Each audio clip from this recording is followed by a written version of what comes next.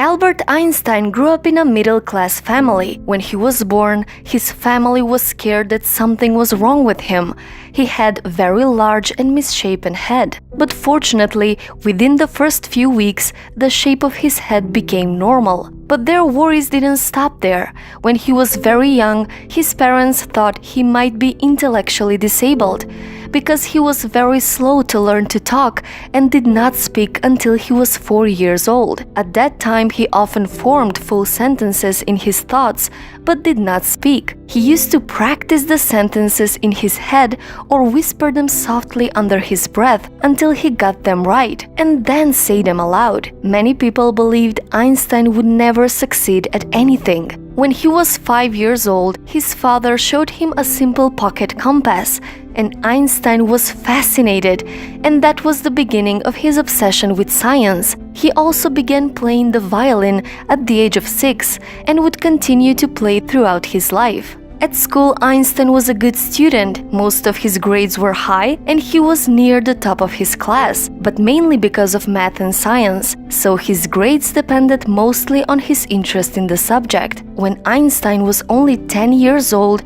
he started educating himself. By the age of 12, Einstein taught himself geometry, and by the age of 15, he mastered calculus. But he hated the disciplined and rigid style of the teachers, so he dropped out of school at the age of 15 and left Germany to avoid military service. His parents were worried that their son became a school dropout with no employable skills and not very promising future. But Albert Einstein did not quit his education. He applied to the Swiss Federal Institute of Technology, and believe it or not, he failed the entrance exam. Albert Einstein failed an exam. Well, he wasn't prepared. He excelled at math and physics, but his knowledge on subjects other than that was not good. So he failed the exam and had to take it a second time, and then he was admitted.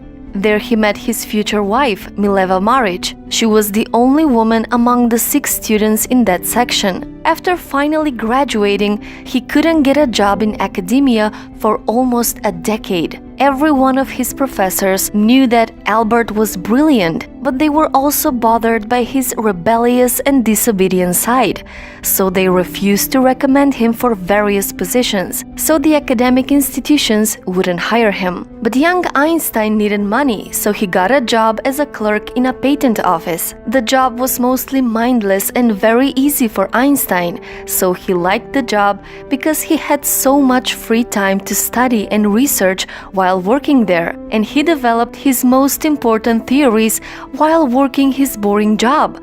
He developed the theory of relativity and the world's most famous equation. Einstein was nominated for a Nobel Prize, but did not receive it until 11 years later. Albert Einstein became the most influential physicist of the 20th century. His research changed the world. He wrote hundreds of books and was also a great philosopher, so there's so many things to be learned. I have no special talent. I'm only passionately curious. So follow your curiosity, whatever that is. See where it goes. Never be afraid to question the world around you. And don't be afraid of failing and making mistakes along the way. A person who never made a mistake never tried anything new. Dare to discover and dare to make mistakes. That's what divides successful people from unsuccessful. Don't be afraid to conquer your fears, and don't be afraid to follow your passion. You don't have to be the next Einstein. Be the best you can be. So rise up tomorrow and become a person you would be proud of. The world is waiting for you. So, what's your story?